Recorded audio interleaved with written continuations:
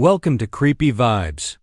Today, we're taking you deep into the sweltering heart of Texas, where summer nights are heavy, humid, and hiding terrifying truths behind old myths. From vanishing hitchhikers on lonely highways to ghostly whispers near dark lakes, get ready for 20 Texas summer encounters. The truth behind the myths. Each tale will leave you questioning what's real and what's lurking just out of sight beneath the relentless Texas sun. But first, a chilling warning.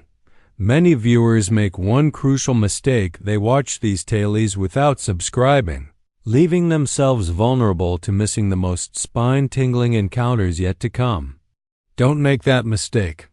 Hit that subscribe button now, because here, the darkness is deeper, the nights are longer, and the horror is only beginning. Tell me, where are you watching from, and what time is it there? Drop your location down in the comments, because tonight, we're turning myths into nightmares. Now, let's dive into the darkness.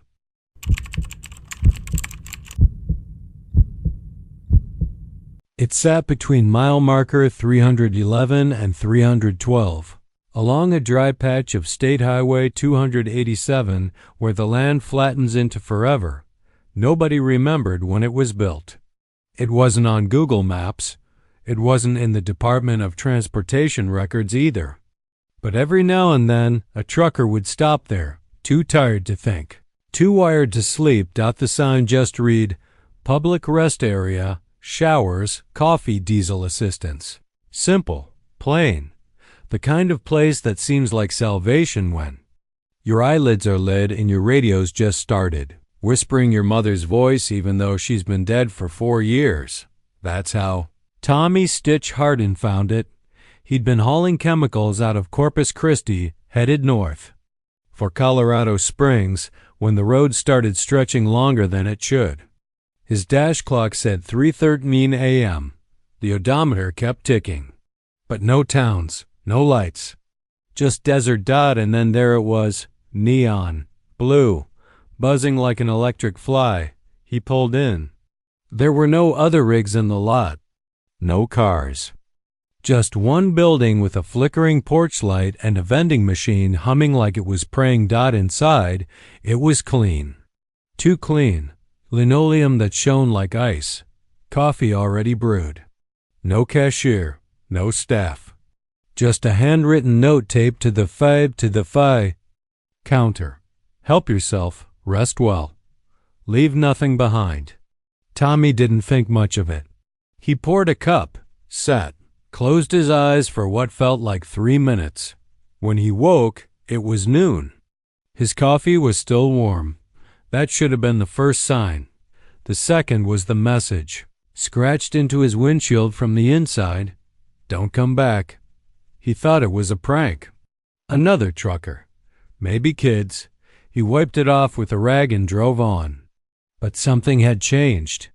The radio only picked up old station songs from the 1940s, weather reports in Spanish, from cities that didn't exist, and his rearview mirror always fogged, even when the AC was off.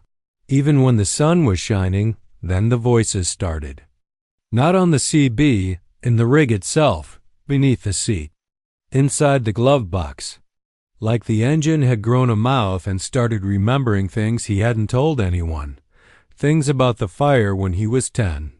The girl he left behind in Amarillo. His dad's belt. He checked in with a doctor outside Wichita. Clean bill of health. Blood pressure a little high. Said he needed sleep. He didn't tell the doc about the writing that appeared in his notebook. Every morning phrases like, "You stayed too long," and "You left a piece of yourself here." He didn't tell him about the eyes he'd seen in the bathroom mirror at the rest area. Eyes that weren't his. Last week, Tommy tried to find the place again. Drove back down 287 slower this time. Watched for the sign. Drove 600 miles round trip. It wasn't there, but the back of his rig started dripping something black, tar-like, thick, alive. He's parked now, living in his truck behind a shuttered diner off Route 40. Won't go back on the road. Not anymore, Dot, because last night he found another note, Dot. It was under his pillow. You brought it with you.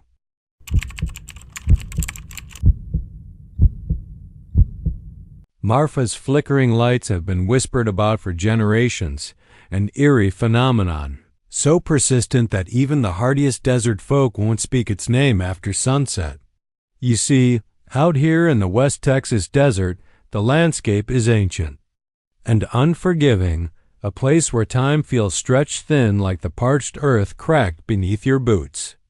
And beneath that expanse, something watches. Something older than the mesquite trees and the scorpion sting. The first time I heard about those lights was from Hank Collins, a weathered prospector with a face etched by sun and wind and a voice rough as gravel. Hank swore he was no superstitious fool, but the story he told me had a tremble in it, not of fear, but of a bone-deep respect. He said it happened one July night when the moon was swollen, a giant eye hanging low over the desert floor like it was weighing the land beneath it. The air was heavy with heat and silence, the kind that presses on your skin and makes every breath a labor. Hank was parked near an old dry riverbed, waiting for the heat to die down, when he noticed the light soft flickers in the distance, just beyond the edge of his headlights. Not the steady glow of a campfire, nor the sharp beam of a flashlight, but a wavering, pulsing dance of colors, reds, blues, greens that seemed to bend and shimmer in ways that defied the desert stillness. The lights weren't stationary. They moved like restless spirits tied to the dust and shadows. Curiosity got the better of Hank, as it always does with men who spend too much time alone in the wilderness. He grabbed his lantern and headed toward the flickering. As he got closer, the temperature dropped suddenly, the thick summer air replaced by a biting cold that seeped through his clothes. The ground beneath him seemed to pulse, like the heartbeat of the earth itself quickening in warning. The lights flared brighter and shifted in shape, no longer simple points but elongated streaks that twisted like smoke caught in a breeze only they could feel. Then he heard it, a low, whispering chorus curling in the night wind. Not words as, "We know them," but sounds dripping with menace, pulling at the edges of his sanity. Hank said the voices promised pain and hunger, the promise of something ancient stirring awake after a long slumber. He spun around to leave but found himself rooted, frozen by an invisible force. The lights swarmed closer, surrounding him in a kaleidoscope of flickers that burned into his retinas. Shadows emerged within the lights, thin, elongated figures with eyes like coals, watching, waiting. His heart hammered, desperate to escape. A fate that felt written in the stars long before he was born. Hank finally broke free and ran, but the flickering lights chased him like a predator stalking wounded prey. The desert stretched endlessly, and no matter how fast he went, the lights were always just behind, never closing the gap, but never letting him feel safe either. I was skeptical when Hank first told me this. Stories like his are easy to dismiss when you're stuck in a town where reality is measured in cattle prices and weather forecasts. But that summer, I found myself drawn to the desert under that July moon. I wanted to see for myself, driving those dusty backroads, the heat clinging to the night like a second skin. I saw the lights too. At first, they were faint like the pulse of distant campfires. But they grew, flickering just beyond the horizon, their colors shimmering and folding over each other in impossible patterns. As I stopped the truck and stepped out, the silence swallowed me whole. The desert felt alive watching. The lights didn't flicker randomly. They moved with intent, gathering in spirals and waves, almost like they were performing some ancient ritual. And as I watched, the ground beneath me seemed to ripple like the surface of a blackened lake, warping reality itself. Suddenly the whispering began, soft and sinister, sliding into my mind like poison. I couldn't understand the words, but the meaning was clear. Stay, join us, become part of the desert's hunger. I fled, driving as fast as my aging truck would allow, the lights flickering at the edge of my vision, trailing me with cruel persistence. When I finally reached Marfa and locked myself inside my motel room, the sensation of being watched didn't leave. It lingered, wrapping around my thoughts like a suffocating shroud. Since then, I've learned the locals don't just talk about the flickering lights, they respect them. Some say they're the souls of those lost in the desert, twisted by the unforgiving sun and darkness into something else. Others believe the lights are a warning, a manifestation of the desert's wrath, hungry for those who wander without purpose or protection. Every July, when the moon rises heavy and red, the flickering lights return. They call out to the curious, the lost, the foolish, promising answers, but delivering only despair. And if you find yourself caught beneath that moon, walking the desert's edge, you'd best look away. Because Marfa's flickering lights don't just glow, they hunger. And once you see them, they never truly let you go.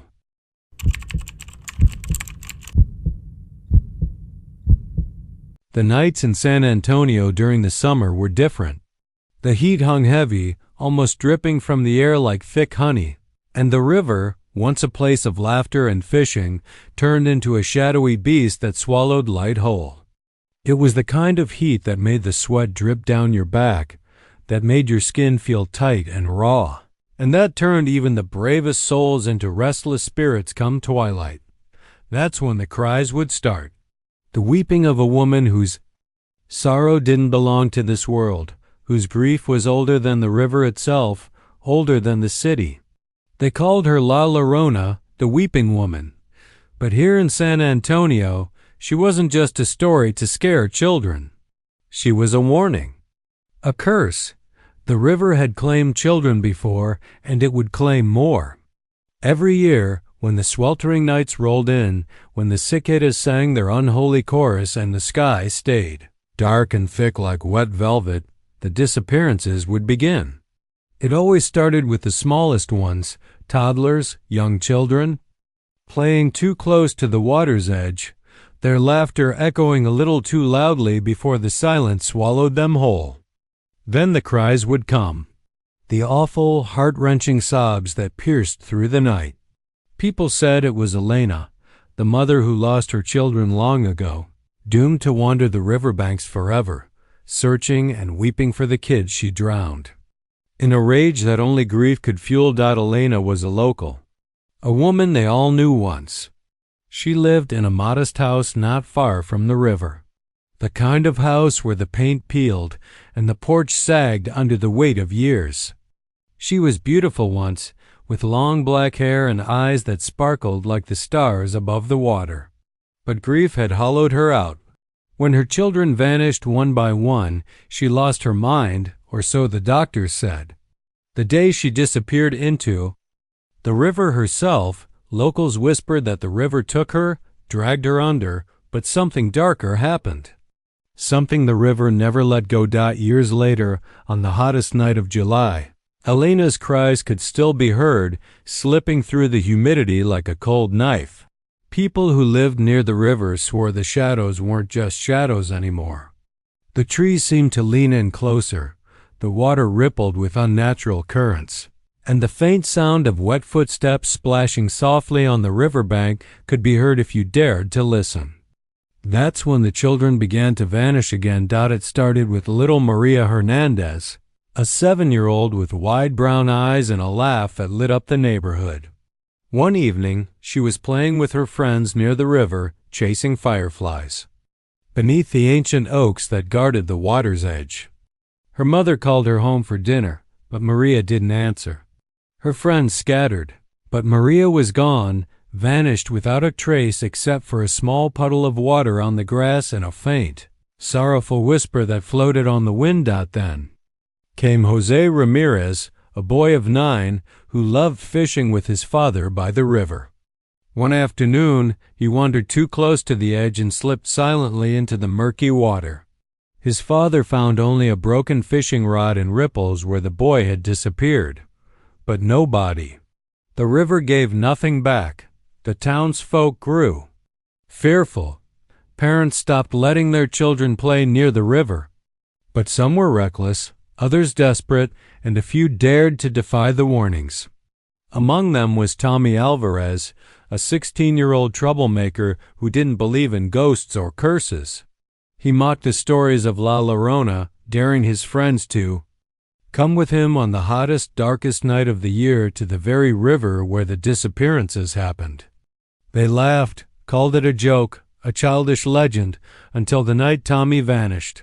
The night was suffocating. The cicadas buzzed loudly, their song relentless and maddening. The moon was a faint silver sliver, barely lighting the path.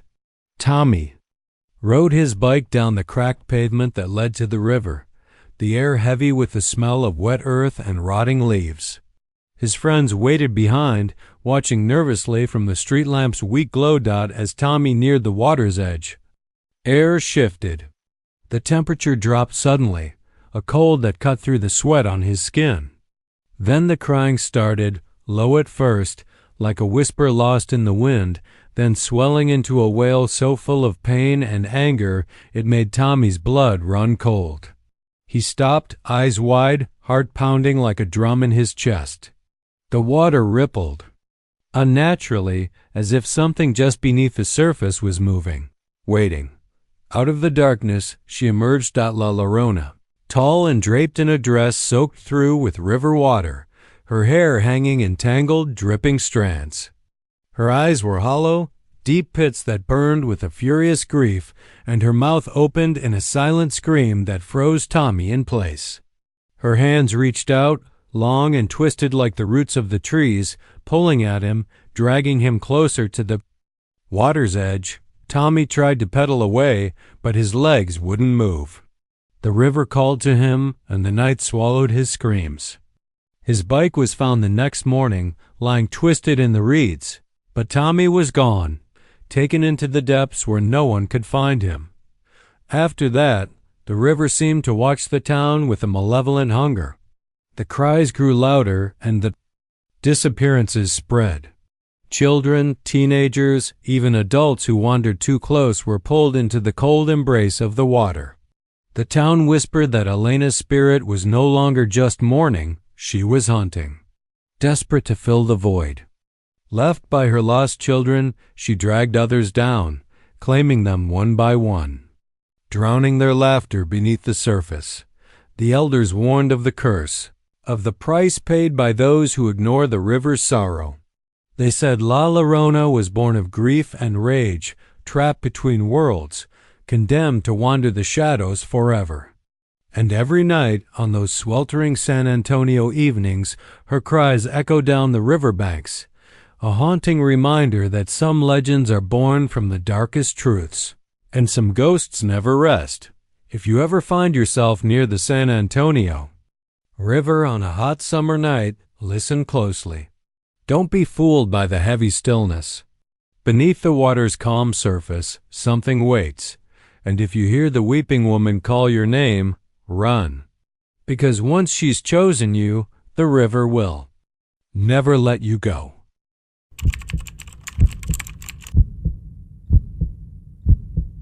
The humidity clung to everything like a second skin, thick and suffocating.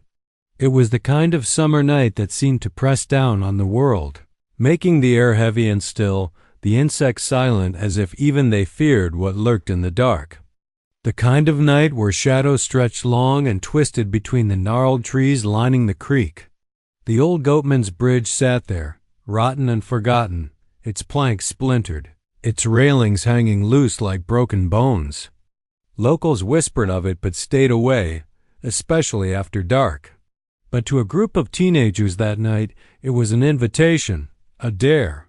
Tyler was the leader, or at least he thought he was. His easy grin and loud voice made him the center of attention. But underneath, he was just as scared as the rest. Around him stood Maggie, sharp and skeptical. Jamie, the quiet one who kept his eyes darting nervously.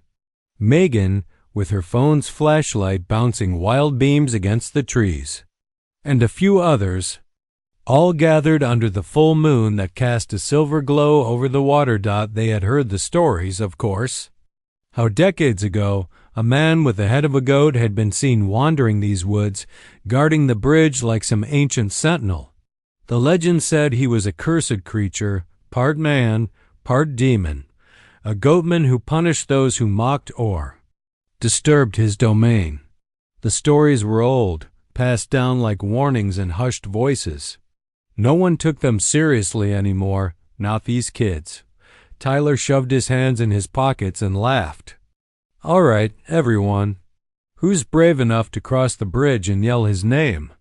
Goatman, come out and prove you're real." Maggie rolled her eyes but stepped forward, her voice cutting through the thick night. "Goatman, we ain't scared of you. Show yourself if you've got the guts." The others joined in, their voices rising into a chorus of teasing and taunts. They stomped on the wooden planks, echoing through the trees, their laughter sharp and brittle against the quiet. The bridge groaned in protest beneath them, but no sign of the goatman came. Minutes passed. The night seemed to settle back into silence. Then a faint sound echoed from below, the soft slap of hooves against mud. "Did you hear that?" Jamie whispered, eyes wide. They all froze. The noise came again, closer this time. Slow, deliberate. Hoofbeats. Not from any horse or deer, but something heavier, unnatural. A cold wind stirred, and with it a faint, sulphurous scent. The smell of wet earth, rot, and something metallic. The flashlight beams jittered, flickering, as if fighting an unseen force. Then they saw it, hoof prints, massive and deep, pressed freshly into the mud by the creek's edge. Wet and glistening under the moonlight, Tyler's bravado cracked. "It's just some animal," he said, though his voice betrayed him, but the prints led toward the thick woods, disappearing beneath the shadows of ancient oaks and maples. A low growl rumbled through the trees, vibrating in their chests like a warning. Megan fumbled with her phone, hands shaking as she tried to call for help. No signal. Then, from the darkness emerged a figure. It moved with terrible grace, muscles rippling beneath matted fur and skin that seemed half human, half goat. Its legs bent backward, ending in sharp hooves. Its face was a nightmare long. Twisted horns curling from its skull, eyes burning an icy blue, glowing with an unnatural light that froze the blood. The goatman! Fear rooted them in place. Maggie screamed, but no sound came from her throat. Tyler tried to run, but his legs felt like lead. The creature stepped forward, each hoofbeat echoing like a death knell. One by one, the teenagers scattered, crashing through the underbrush, branches slapping their faces and arms. Behind them, the goatman's snarls grew louder, faster, hunting them like prey. Jamie tripped and fell. The goatman was on him in seconds, its heavy hand grabbing at his ankle, dragging him screaming into the shadows. No one looked back. Maggie made it to the edge of the woods, panting, her heart hammering in her chest. She dared a glance behind. The goatman stood at the tree line, eyes fixed on the others, snarling in frustration. "Run!" she cried, but the others were gone, swallowed by the night. The next morning, the townsfolk found Maggie at the edge of the forest, shaking and incoherent. The others were never seen again. Over the years, the story grew darker. Those who mocked the legend or dared to cross the Goatman's Bridge at night often disappeared. The only clues left were deep hoof prints in the mud, sometimes smeared with something dark and sticky, and the bridge itself, always creaking, groaning as if alive, warning travelers to stay away. Some say the Goatman is not just a creature, but a curse, that he hunts anyone who breaks the silence of his domain, that on humid nights like this, you can still hear his hoofbeats echoing through the trees. A chilling reminder that some legends are better left alone. And if you ever find yourself near that bridge, dare to listen.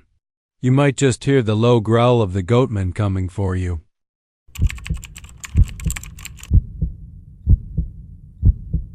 The summer nights in Abilene stretched long and heavy, thick with heat and the lazy buzz of cicadas that never seemed to sleep. The kind of nights when the moon hung low and swollen, casting a sickly pale light over the cracked sidewalks and empty streets. Folks in town had learned to lock their doors tight and keep their curtains drawn, especially after midnight, when the black-eyed kids came knocking. It wasn't something spoken about openly. Parents hushed their children, elders shook their heads with a quiet dread, and teenagers dared each other to run down dark alleys just to see if the stories were true.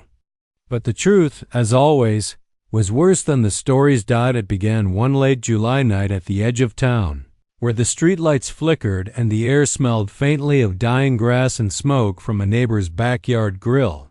Helen Crawford, widow living alone in the old Campbell house, was used to silence, save for the occasional creak from the wooden floors. She'd lived there for 20 years, long enough to know every sound, every shadow. Just past midnight, a soft knock came. At her front door, 3 taps, slow, steady, deliberate. Not like a stranger pounding or a drunk yelling for help. This was gentle, almost polite, like a child's cautious inquiry. Helen's breath caught. She didn't answer, not at first. She sat frozen in her rocking chair, staring at the window, her heart hammering so loud she thought it might wake the dead. The knock came again, softer this time, followed by a quiet voice that sounded too sweet, too innocent. "Ma'am, can we come in?" "Please?"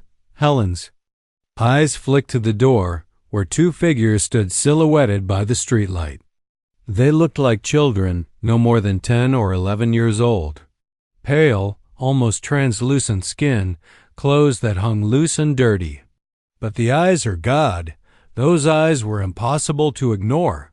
They were pure black, deep pits of darkness with no whites, no iris, just endless voids that seemed to suck in the light around them. Helen shook her head, backing away. "No, I'm sorry, kids. It's late. You need to go home." The boy took a step closer, his voice a soft whisper that crawled under her skin. "Please, we're lost." Helen slammed the door and locked it, fumbling for her phone to call the police. But when she glanced out the window, the kids were gone, vanished into the night like shadows swallowed by the darkness. That night, Helen didn't sleep. Every creak, every whisper of wind set her nerves on edge. Outside, the neighborhood was silent, but inside her mind, she could still hear the knock, the pleading voices, the black, empty eyes. The next morning, the town was buzzing with panic. Sarah Lawson, a 12-year-old girl from 2 blocks down, had vanished from her bedroom window, last seen just before midnight. No signs of forced entry, no clues left behind, just a faint smell like cold ash lingering near her window. Whispered about the black-eyed kids, and old-timers nodded grimly, saying the stories were real, that the darkness was hungry, and those who answered the knock were lost forever. Over the next few weeks, more knockings were reported, always after midnight, always during the hottest summer nights. Some said the kids didn't speak, only stared with those endless black eyes, their innocent faces twisted into faint smiles that didn't reach their voids. Others heard the whispers, soft, coaxing, promising safety, comfort, escape. A few brave souls answered the door. None came back. Tom Henderson, a truck driver known for his grit and stubbornness, was one of them. He heard the knock at 12:15 a.m., tired from a long haul, and figured it was some kids needing water or a place to call their parents. When he opened the door, he saw 2 children standing there, the girl with pale skin and ragged clothes, the boy just behind her, clutching a broken toy. Their eyes were too black, too empty. "Can we come in?" The girl's voice was calm, patient, but beneath it lurked something ancient and terrible. Tom said no, firmly. But the boy whispered something that made his blood run cold. "Once inside, you never leave." Tom slammed the door and called the sheriff, but the kids were gone. He didn't sleep that night either, but when dawn came, he found scratches on his front door, deep angry marks that hadn't been there before. Days later, Tom disappeared. His truck was found abandoned on the highway, engine running, lights on, but no sign of Tom. The only clue was the shattered windshield, cracked from the inside, and a faint whisper heard on the CB radio. "Let us in." Fear gripped Abilene like a vice. Families boarded windows, installed cameras, and prayed for protection. But the black-eyed kids moved with the shadows. They slipped through the darkness like smoke, knocking on doors, waiting for the curious or the compassionate. Those who opened the door were pulled into a darkness deeper than night, vanished without a trace. No footprints, no struggle, no sign of what happened to them. Just silence and the echo of the knock again and again. In the heavy summer nights, the old-timers say the black-eyed kids aren't human. They're something else, lost souls, demons, or shadows born from the town's forgotten sins. Some say they're hungry, needing to feed on fear and innocence. Whatever they are, they wait. They knock, and if you answer, you disappear. One summer, when the heat was unbearable, I heard the knock myself. 3 slow taps on my door just past midnight. I swear, when I looked through the peephole, I saw those eyes staring back blacker than the void, endless and cold. I didn't open. But sometimes, when the wind rattles the windows and the cicadas hum louder than usual, I still hear that soft voice whispering through the night, "Can we come in?" And I wonder how long I'll last before the knock comes again.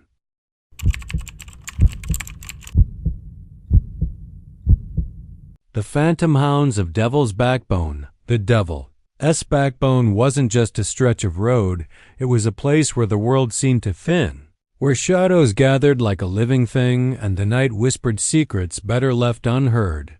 Locals around the small Texas town of Jasper spoke of it in low tones, clutching their whiskey tight and glancing over their shoulders. They called it cursed, haunted, and most of all, hunted, because the backbone was home to the Phantom Hounds. These weren't your everyday dogs, the kind you could see bounding through a field or hear barking at a stranger.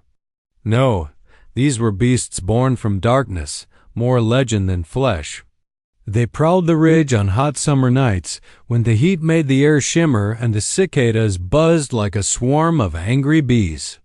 When the moon was low, just a faint sliver, their howls began sharp, eerie cries that pierced through the humid air and froze the blood in the veins of any traveler unlucky enough to hear them. The story begins with Henry Dawson, a trucker who'd been hauling goods across Texas for over 20 years. Henry wasn't superstitious. He laughed off the tailies of ghost dogs and cursed roads. But one July night, after a long haul from Houston, he found himself caught on the backbone just as the sun dipped below the horizon. His rig creaked and groaned under the heavy load, the tires crunching gravel as he rounded the first steep bend. The heat pressed in on him like a suffocating blanket, and sweat dripped down his face. As darkness swallowed the sky, Henry's headlights cut through thick fog that had rolled in mysteriously fast, wrapping the road in a ghostly mist. That's when he heard it, a low growl, distant but unmistakable. His eyes darted to the roadside, where the trees seemed to sway with no wind. Then came the howl, a bone-chilling wail that seemed to stretch across the miles and shake the very earth beneath his wheels. Suddenly, from the edges of the fog, shapes emerged. At first, Henry thought they were wolves, but these creatures were too large, too fast. Their eyes gleamed red and gold, reflecting his truck's headlights like twin fires in the night. Their fur was patchy, ragged, with patches of shadow seeming to writhe inside their bodies as if they were not fully there. Their mouths were open wide, revealing rows of jagged teeth, each one sharp enough to shred steel. Henry slammed the accelerator, trying to outrun them, but the road twisted dangerously.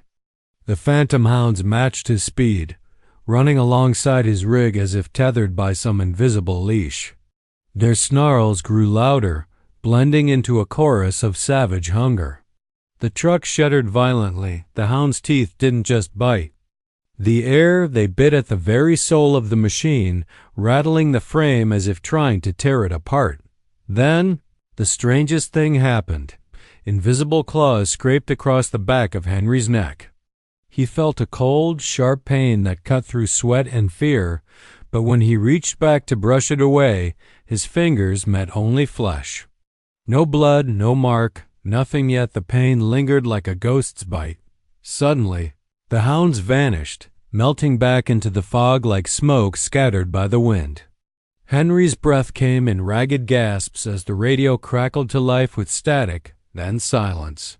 He pulled the truck off the road, hands trembling as he stared at his reflection in the cracked side mirror.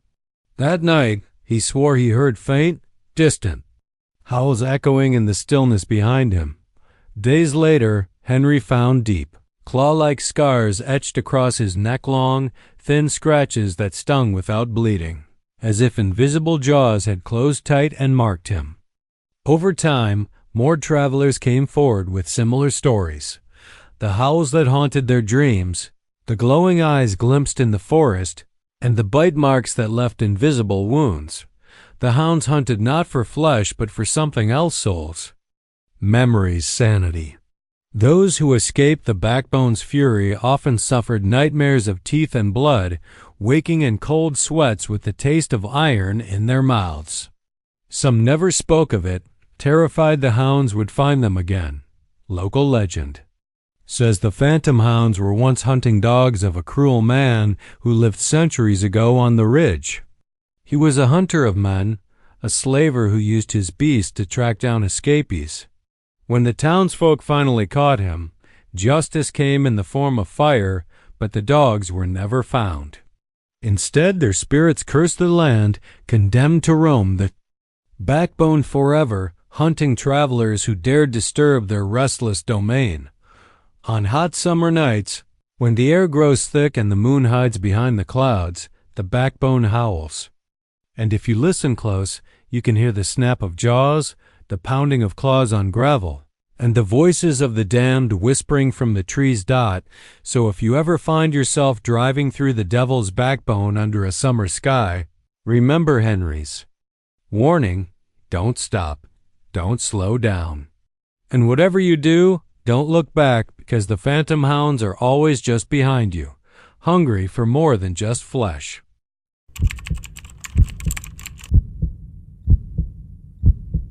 Galveston was a place where the ocean never quite let go. It was a town built on sand and memory, where the salty air carried whispers of things long past, and the horizon always held the threat of a storm. Every summer, as the heat thickened, and the humidity clung like a second skin, the island held its breath because it knew the hurricanes were coming. But before the sky broke open and the winds began their savage song, something else arrived first. Something that nobody talked about much outside the corners of old bars or whispered in the shadows of front porches. They called them the storm specters. Figures that appeared in the days before a hurricane, ghostly shapes drifting in and out of the fog that rolled in from the Gulf. Some said they were warnings. Some said they were omens, but no one who'd seen them ever lived to doubt their power. Sarah Hammond was born and raised in Galveston, a girl of the sea and sand. She knew the signs of a storm better than anyone. The way the birds fell silent, the sharp tang of ozone in the air, the restless tossing of the palms. But that summer, things were different. The weather was too still, too perfect, like the calm before a scream. And that's when she saw them for the first time. She was walking her dog, a scrappy mutt named Riptide, along the seawall just as the afternoon sun was swallowed by heavy clouds.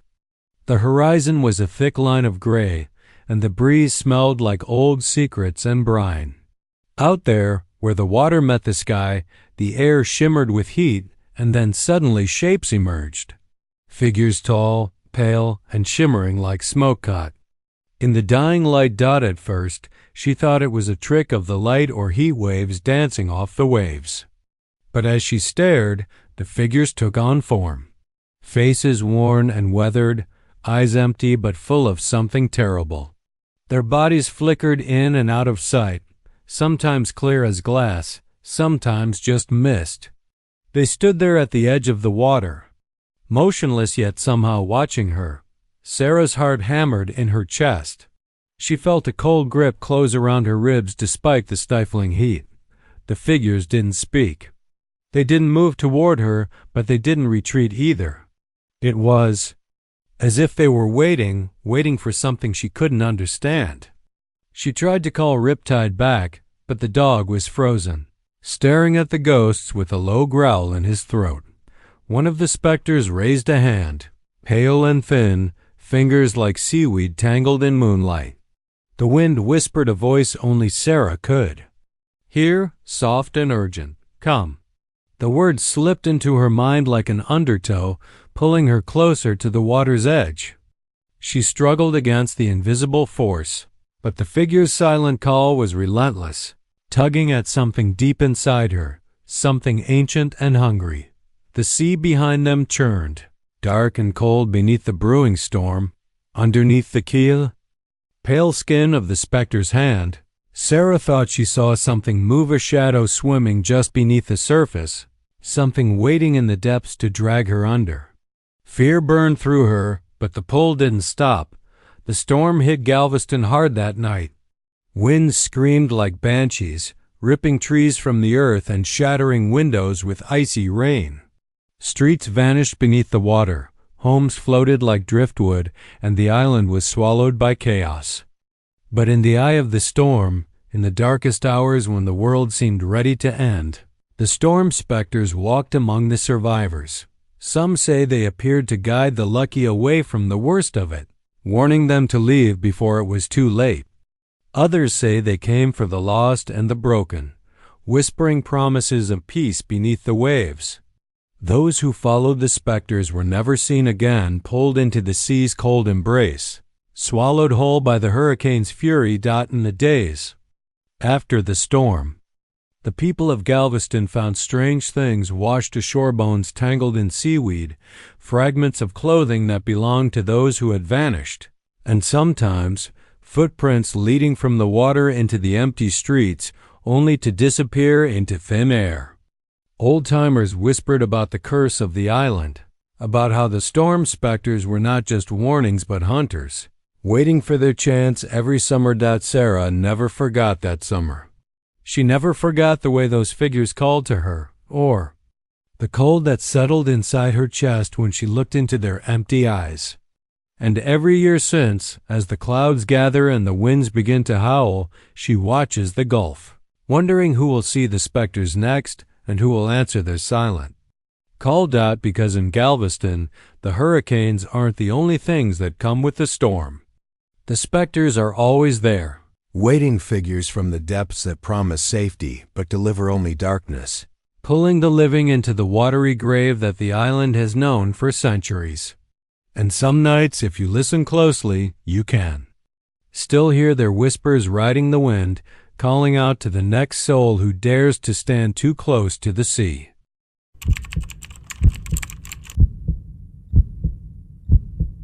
The granite dome of Enchanted Rock had always been a place of mystery, even before it became a park crowded with hikers and weekend campers.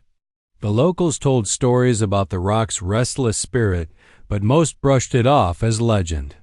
Still, every summer solstice, something stirred that no one could explain. The sun would hang longest in the sky, shadows would stretch farther than they should, and then, as darkness swallowed the day, a campfire would ignite somewhere on the rocks. Vast, smooth surface without anyone kindling it. This fire was no ordinary blaze. It burned with a strange blue-orange flame that seemed almost alive, flickering with unnatural intensity. The smoke didn't drift lazily skyward like normal smoke. It curled in tight spirals, thick and heavy, blotting out the stars. Around the Fire, the air would hum, vibrating with a low, almost musical frequency like a song you could feel more than hear. The first time they noticed it, no one wanted to believe what was happening. A group of friends had been hiking that day, joking and joking under the scorching sun. They planned to watch the sunset from the summit, maybe snap some photos to brag about.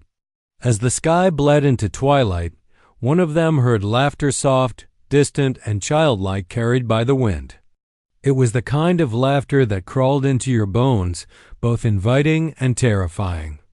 Drawn by the sound, they climbed toward it, weaving through the scrub and granite ledges until they saw the fire. It was perfect, a ring of smooth stones encasing, logs crackling with eerie light. The flames reached high, casting dancing shadows that twisted and warped like living things. It was mesmerizing, hypnotic. The laughter grew louder, now all around them, and it wasn't just children's voices. There were other sounds mixed in, whispers, chants, sighs from the past. No one lit that fire. No one could explain it, but it beckoned like a siren's call, and one by one the hikers stepped closer, pulled by some invisible thread. They sat on the rocks, warmed by the heat, and began to share stories, tales of loved ones, regrets, forgotten dreams. The fire seemed to respond, glowing brighter, reacting to their words. But as the night deepened, things changed. The laughter shifted. It became harsher, more manic. Shadows seemed to stretch and reach out, creeping along the rock like living fingers. The wind carried voices whispering secrets no one was meant to hear. Hikers started to feel it, a heavy presence pressing in on their minds. Annoying unease, like they were being watched by something older than time itself. One man, a skeptic named Carl, tried to break the spell. He stood, laughed at the fire, called it a trick of the light, a hallucination caused by heat and exhaustion. But the flame suddenly flared higher, roiling like a living beast. The laughter stopped, replaced by a low growl that vibrated through the ground. Then, the fire spat out a sudden burst of sparks, and Carl vanished. No one saw him leave. One moment, he was standing there. The next, nothing but a curl of smoke where he had stood. The others froze, panic rising in their chests, but the fire's hypnotic pull held them fast. The next morning, search parties combed enchanted rock, calling out names into the thin desert air. They found scattered belongings, backpacks slumped over cold granite, a single boot abandoned on a ledge, but no sign of the hikers themselves. It was as if they had been erased, pulled into the rock's timeless embrace. Years passed and the legend grew. Each solstice, new people disappeared, each drawn to the phantom campfire that burned without wood or match. Park rangers tried to warn visitors, putting up signs, telling stories to scare people away from the summit on those nights. But curiosity was a hard thing to resist. The locals knew better. They said the fire was the rock's heart beating through the centuries, an ancient entity that fed on souls.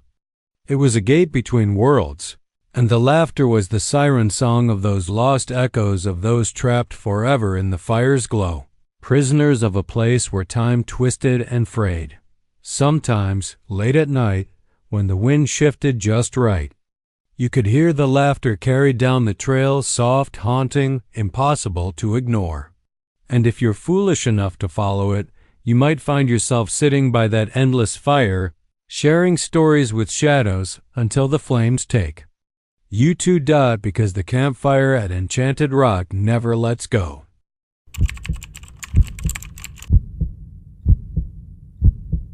Jacob's Well was one of those places you couldn't help but notice, even if you tried to ignore it. Tucked away in the dense woods of the Texas Hill Country, just off a forgotten dirt road where the map stopped caring, it looked like an ordinary spring-fed pool at first glance. The water was crystal clear, cold as a coffin and smooth as glass, reflecting the sky and the trees so perfectly that on some days you'd swear you were looking at a portal to another world. The locals called it a natural wonder, a gift from the land, but everyone also knew the stories. The whispered warnings that trailed after you, like the smell of damp earth and decay. Nobody ever talked about it openly, not in polite company, but the stories were as old as the cypress trees that leaned over the water's edge. They said Jacob's Well had no bottom, that it was a gateway to the underworld, a dark, endless abyss where the lost went to drown forever. Old men with cracked lips and cloudy eyes told tales of boys and girls who'd vanished after diving too deep, swallowed by the well's hungry darkness. Some said those lost swimmers were still down there, trapped in a limbo between worlds, their bodies twisted and broken but their minds forever awake, listening, waiting. In the small town of Wimberley, the well was a rite of passage, a dare to the brave and reckless. Every summer, teenagers and wanderers from nearby cities showed up with swim trunks and cheap confidence, drawn by the legends and the thrill. The well's reputation was magnetic, a siren's call wrapped in cold water and mystery. They would jump in, slap the surface, laugh and shout. Some didn't even bother to swim, content to float lazily on their backs beneath the sun. But the ones who dared to dive deeper, those were the ones who never came back the same. Or at all. One summer, a group of friends from Austin arrived at Jacob's Well, their skin glistening with sunscreen and their spirits buoyant with youth. There was Mark, the leader, always looking for a way to impress. Lisa, sharp and cautious but swept up by the group's bravado. Danny, the joker, and Sarah, who hated the water but hated being left behind more. They laughed and joked, diving off the jagged limestone ledge, chasing each other in circles. The water was intoxicatingly cold, almost painful on the skin, but none of them wanted to leave. As the sun sank lower, Mark dared the others to dive deeper, to prove their courage. "They say this place goes down forever," he said, voice echoing eerily over the water. "Who's got the guts to see what's at the bottom?" Danny was the first to accept. He dove in like a stone, kicking hard, chasing the deepening blue. But when he didn't resurface within the expected time, the laughter faded, replaced by a growing unease. Lisa and Sarah dove after him, but the water closed over their heads like a tomb. When they finally surfaced, gasping and coughing, Danny was gone. That night, as they sat around a campfire near the well, the air heavy with fear, strange sounds began to emerge from the darkness. It wasn't the usual night noises, no frogs, or crickets or rustling leaves, but soft, whispering voices, almost like breath against skin. The friends tried to ignore it, but the voices seemed to grow louder, more insistent, calling their names with a tone that was both pleading and commanding. Sarah, unable to resist, slipped away from the firelight, drawn toward the water's edge. The whispers pulled at her mind like a lover's touch, gentle but impossible to fight. She leaned over the well, staring into the black mirror below, and saw shapes, moving figures submerged in the gloom, eyes glinting with something ancient. And hungry. The next morning, Sarah was found wandering the woods, soaked and shivering, eyes vacant and mouth moving silently as if repeating the whispers. The town declared the well cursed, but the summer continued. Others arrived, drawn by the legend, some to test fate, others simply unaware. And each summer, the same pattern repeated. Someone dived too deep, someone else answered the whispers, and the well claimed another soul. They say that if you stand at the edge of Jacob's Well just as the sun disappears behind the hills, you can hear the whispers, faint and hypnotic. They're the voices of the lost swimmers, those who heard the call from beneath the surface and couldn't resist. They promise peace, freedom, and escape from the world above, but it's a lie. Once you hear them, once you start to listen, the well never lets you go. The water is a dark mouth, waiting, patient, and eternal. And if you dive too deep, the whispers will pull you down into their cold embrace. into the dark where no light reaches, where you become just another lost swimmer, forever swimming in circles beneath Jacob's well, a prisoner of the voices beneath the water. And sometimes, just sometimes, when the night is still and the air is heavy, you might see a flicker beneath the surface, a pale hand reaching out, a glimpse of a face twisted in silent terror. The lost swimmers are there, beneath the well, waiting for the next to join them in the endless dark.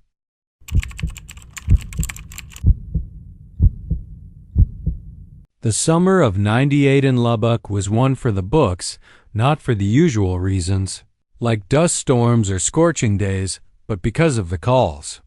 It started in late July when the heat wave settled over West Texas like a suffocating blanket. The sun beat down so hard the pavement cracked and peeled like old paint, and even the cottonwoods seemed to droop under the weight of the sky. Nights offered no relief. The city's windows rattled with heat waves, and the only sound was the hum of countless air conditioners fighting a losing battle. Then the phones began to ring. At first, it was a trickle, an odd, misplaced ring at odd hours, but nobody paid much attention. Old Mrs. Harper, who lived on the east side near the cotton fields, thought it was her grandson playing a prank. But when she picked up, there was only silence, thick and absolute, filling the line. After a long, tense pause, a faint whisper slipped through a name. Her granddaughter's name. Only, the granddaughter had died in a car accident over 20 years ago. Mrs. Harper's hands trembled as the line went dead. Word spread quickly, as it always does in a town the size of Lubbock. Phone calls plagued nearly every block, every home. The pattern was the same. The phone would ring, you'd pick it up, and then nothing. No voice, no static, just a cold, empty silence that seemed to seep into your very bones. And just as you thought it was safe to hang up, a name would be whispered soft, breathy, and chilling. Sometimes the names were familiar, sometimes not. Sometimes it was your name, and sometimes the name of someone long dead or missing, someone nobody could explain. The calls always ended with that whispered name, and then the line would go dead, as if the caller vanished into the night itself. Folks in Lubbock stopped answering their phones. Businesses left answering machines on 24/7s, but the callers never left a message. No one ever heard a voice on the other end, just that eerie silence and a name carried on the wind. The sheriff, a weathered man named Tom Granger, tried to calm the town. "Heat makes people hear things," he said, "makes them jumpy. It's nothing but the mind playing tricks." But even Sheriff Granger confessed to losing sleep, and there was a time when his own phone rang at 3:17 a.m. He answered once, and the silence on the other end chilled him enough that he never picked up again. Stories piled up, one on top of the other, like layers of dust on a forgotten shelf. The Benson family heard their missing son's name, even though he had returned safely from college just a week earlier. The Wilsons reported a voice whispering their neighbor's name, a man who vanished without a trace years before, leaving behind only rumors and cold shoulders. Children swore the calls were for their invisible friends, or worse, the things hiding beneath their beds. One man, Jimmy Malone, was different. Jimmy was a trucker, rough and hard as the Texas highways he rode. Nothing in his 40 years on the road shook him, no ghost story or superstition. But even Jimmy wasn't immune. One night, after weeks of the calls, his phone rang. The silence on the other end stretched out, cold and thick. Then, in the darkness, a whisper broke through, his own name. Jimmy was startled but played it cool. He answered, "Who's there?" No response, only the static of silence.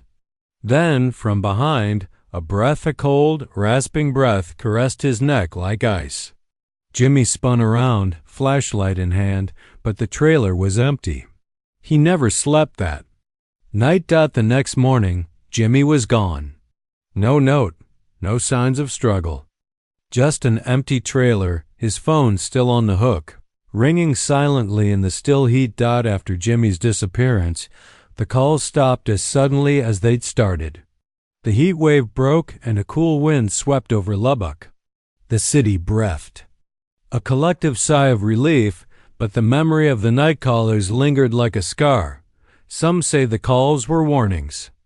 Others say they were invitations, whispers from something that lives just beyond the edge of sound, something that moves in silence and shadows, calling the names of those it wants to take. Tonight, in the still heat of a Lubbock summer, if you listen closely, you might hear your phone ring. If you answer, there's only silence. But wait just long enough, and a whisper may slip through, calling your name, soft, cold, and full of promise. And if you hang up too soon, well, some say that's the last thing you'll ever do.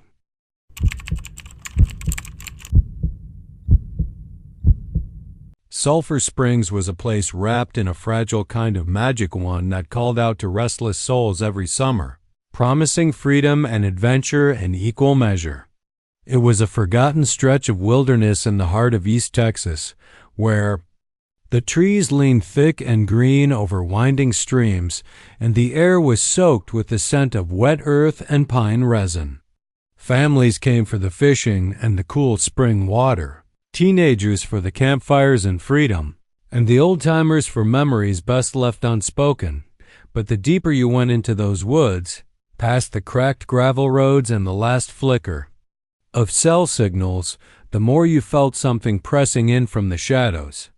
It was a presence so subtle you could mistake it for the night's natural stillness until it wasn't. They called it the shadow.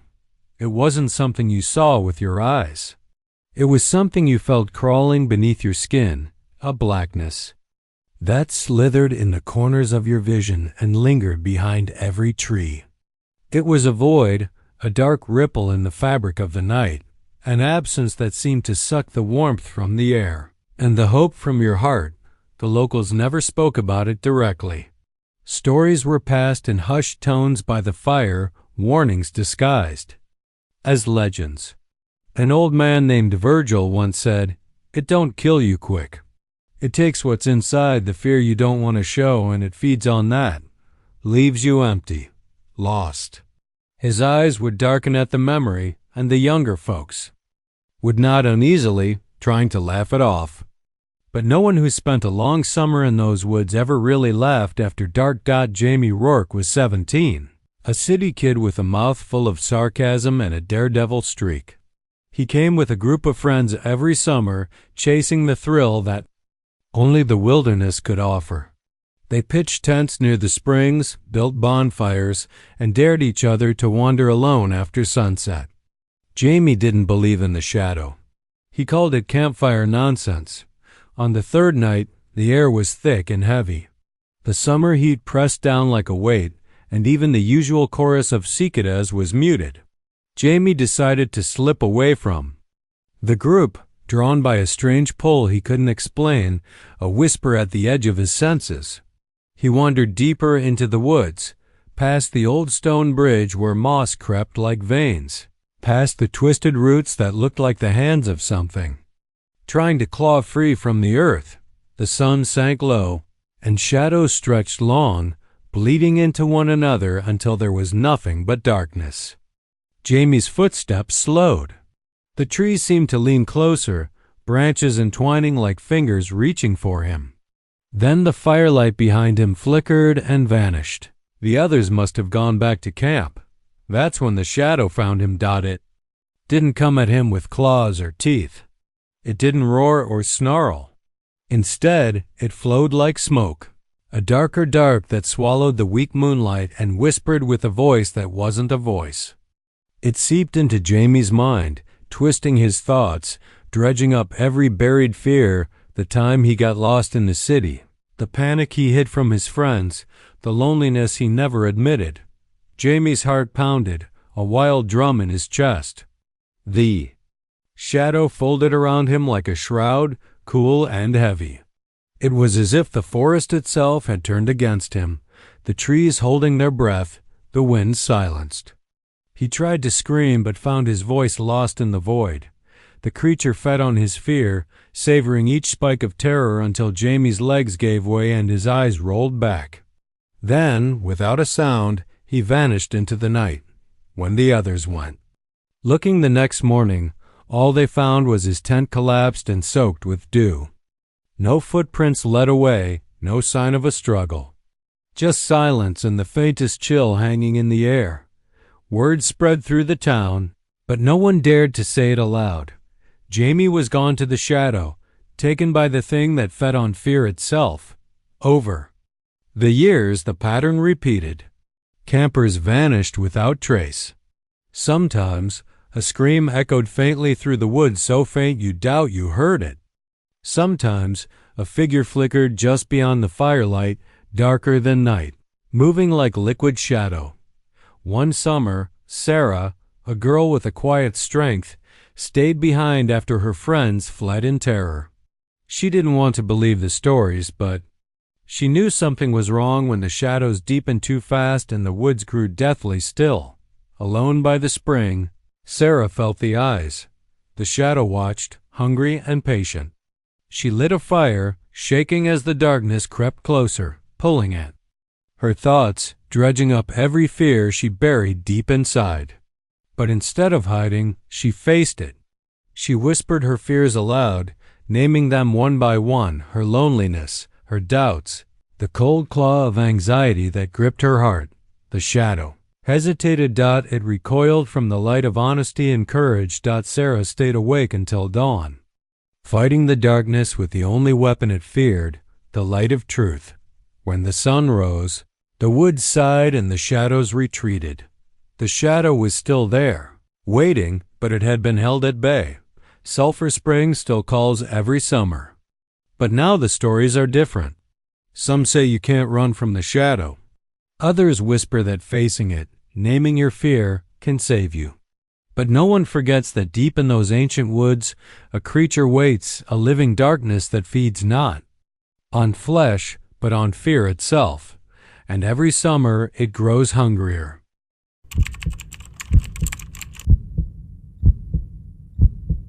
The summer of 1982 was the last year the carnival rolled through Waco. It wasn't like the usual traveling shows that parked on the edge of town for a week, selling funnel cakes and promising a night of fun and games. This carnival was different. Old, strange, and somehow permanent, like it had always been there just out of sight. The locals whispered about the faded signs and the peeling posters that appeared on telephone poles overnight, the ones with a crooked clown's grin and the words Carnival of Wonders, Midsummer's Eve. But nobody remembered who put them up, and nobody ever asked. Then one night, a fire swept through the grounds, burning the wooden rides and tents to ash. The carnival vanished after that, leaving behind only charred rubble and an eerie silence. The town tried to forget, but on midsummer nights, long after the embers cooled and the smoke faded, something woke up in that empty lot beside the river. The first time I saw it, I was 16, and it was one of those unbearably hot July nights, when even the air didn't move. I was walking home from my friend's place, and as I passed the edge of town, the street lights flickered. That's when I heard it, a faint music drifting over the cracked asphalt, like a distant call. The smell hit me next, sharp and sickly. Sweet, like burnt sugar and something metallic. My heart hammered in my chest as I looked toward the old lot, and there, shimmering in the heat, were the lights, dozens of tiny bulbs glowing like fireflies trapped in a jar. The carnival had come back. At first, I thought it was a trick of the heat, the way the asphalt rippled in the darkness. But as I watched, a Ferris wheel slowly turned into view, its rusted metal shining under the moonlight. The carriages swayed, though there was no wind. Beyond it, I saw the funhouse, its mirrors glinting like cold eyes, and the carousel, horses, frozen mid-gallop, their glass eyes staring into nothing. I wasn't alone. A few other townsfolk had gathered at the edge, drawn like moths. Old Mrs. Callahan, who'd lived in Waco since before the carnival's first arrival, told us it was a curse that the carnival was alive and hungry. She said the rides were built from lost souls, that once you stepped inside, you were theirs forever. She warned us to stay away, but the temptation was too strong. The next night, a man named Harris disappeared. He was a quiet man, a factory worker, who often took late-night walks to clear his head. His wife, Lucy, said he left the house with a smile, humming a tune no one recognized. When he didn't return, the search party scoured the lot, but found nothing except a single clown shoe, worn and filthy, lying in the weeds. Lucy claimed she saw him once more, dancing under the Ferris wheel's lights, his eyes glazed over, his smile fixed in a way no humans could be. Jenny Torres was next. She was 17 and reckless, the kind of girl who dared the dark just for the thrill. She told her friend she wanted to see the carnival for herself, to ride the carousel and maybe catch a glimpse of the ghosts. That night, she walked into the lot, wearing a red dress that shimmered under the carnival's eerie glow. The music wrapped around her like silk. When morning came, her dress was found torn near the carousel, but Jenny was gone, vanished as if swallowed by the night. People said they could hear the carousel horses whinny and the laughter of children who weren't there. The funhouse mirrors showed you your deepest fears' reflections that twisted and warped until you didn't know what was real.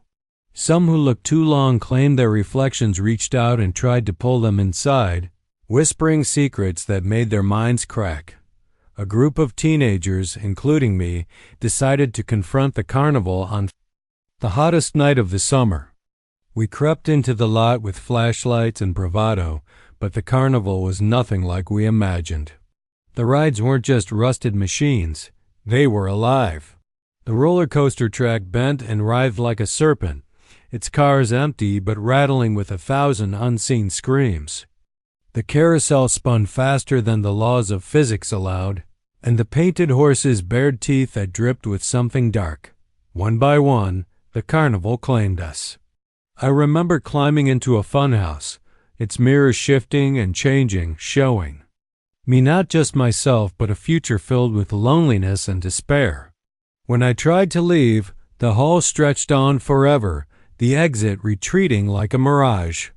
I heard the others scream, distant and fading, swallowed by the carnival's hungry heart. I don't know how I escaped. Maybe it was luck, or maybe the carnival let me go because I was still young. When I stumbled out just before dawn, the carnival was gone again, only empty ruins and the smell of burnt popcorn. Years later, the lot is still empty in daylight. But on midsummer nights, when the heat is unbearable and the cicadas sing their song, the lights come back, the music plays, the rides spin, and somewhere the ghosts laugh. If you ever hear the carnival's call, if the scent of popcorn lures you down a dark street on a sticky summer night, don't follow it.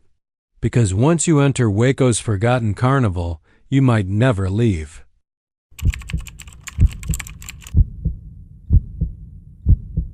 The desert stretched out endlessly under the heavy cloak of night. The land around Big Bend a vast expanse of silence and shadow. The stars hung like cold diamonds above, but they were no match for the eerie glow that began to pulse along the horizon. A train of lights, blazing bright and unnatural, cutting through the darkness like a wound across the sky. This was the lost train of Big Bend, a legend whispered in every small town from Alpine to Marathon.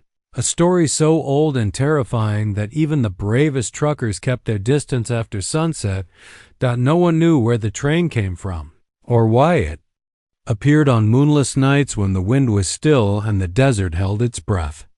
Some said it was the ghost of a doomed freight line, torn up and forgotten after the mining boom died out decades ago.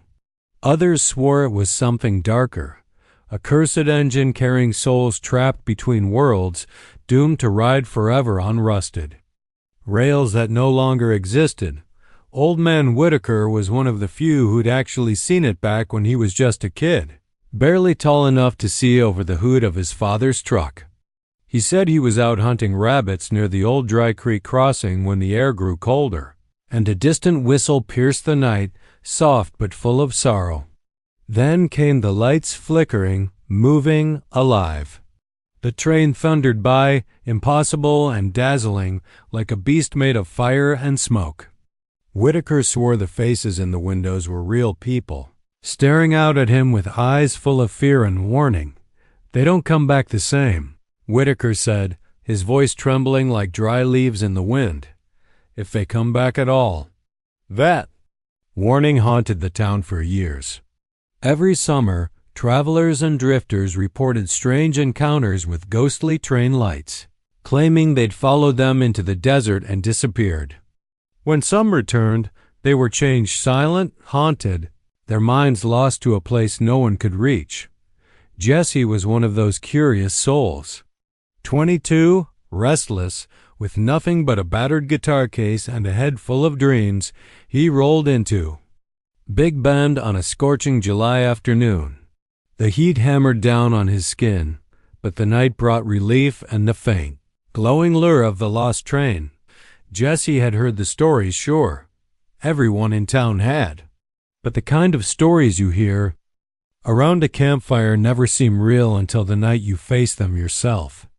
And when he spotted the first flicker on the edge of the desert, a shimmering thread of light weaving through the scrub, he felt something inside him pull taut, an irresistible urge to chase. He followed the lights as they danced just beyond. The hills, soft and hypnotic, flickering like a will-o'-the-wisp. The desert seemed to breathe around him, the air thickening, the silence deepening until even his footsteps sounded loud and wrong. The stars blinked out one by one until the sky was nothing but black velvet. Jesse stumbled suddenly onto an old stretch of railroad track, impossibly real beneath his feet, cold iron rails glistening faintly. And then the train came roaring through the desert night.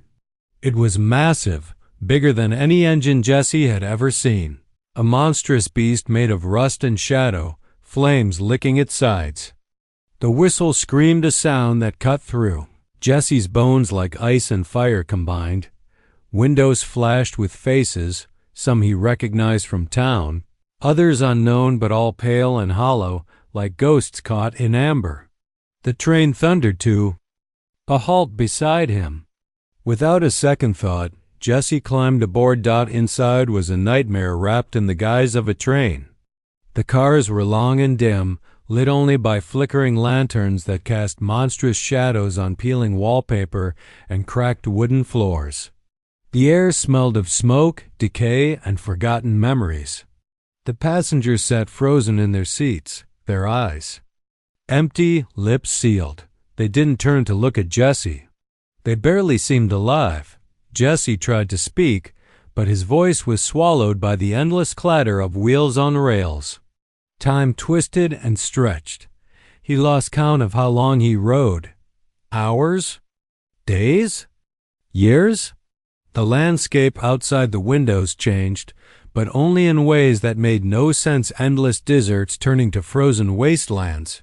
Cities rising and falling in moments, faces morphing into monstrous forms before dissolving into mist. Each train car was a tomb of stories, love lost, betrayals, forgotten sins. Jesse could see shadows of pain etched into every corner. He felt the weight of all the souls trapped on the train, bound by curses no one remembered anymore. The whispers began then, low and cruel, voices that promised freedom but delivered torment. The train was a liminal space, a corridor between life and death, where reality frayed and the past bled into the present. Jesse felt his mind unraveling, the edges of his identity dissolving with every mile. When the train finally came to a stop, Jesse found himself back on the cracked earth of Big Bend, dawn bleeding red across the sky. He was alone, but not whole. His skin was pale as bone, his eyes empty and glassy. His heart beat slow and cold, as if the train had stolen part of his soul. No one in town recognized the man who returned that morning. He was silent, distant, haunted by shadows only he could see. He never spoke of the lost train again, but the townsfolk noticed the change. Jesse's laughter, once loud and easy, was gone, replaced by a chilling stillness. And every night, when the wind dies and the stars vanish, the lost train of Big Bend blazes again across the desert sky. Its lights flicker, calling to the restless and the curious, promising a journey like no other. Those who chase the lights may return, or they may vanish forever into the endless night, lost between the rails of time, changed by a train that carries nothing but shadows and forgotten souls.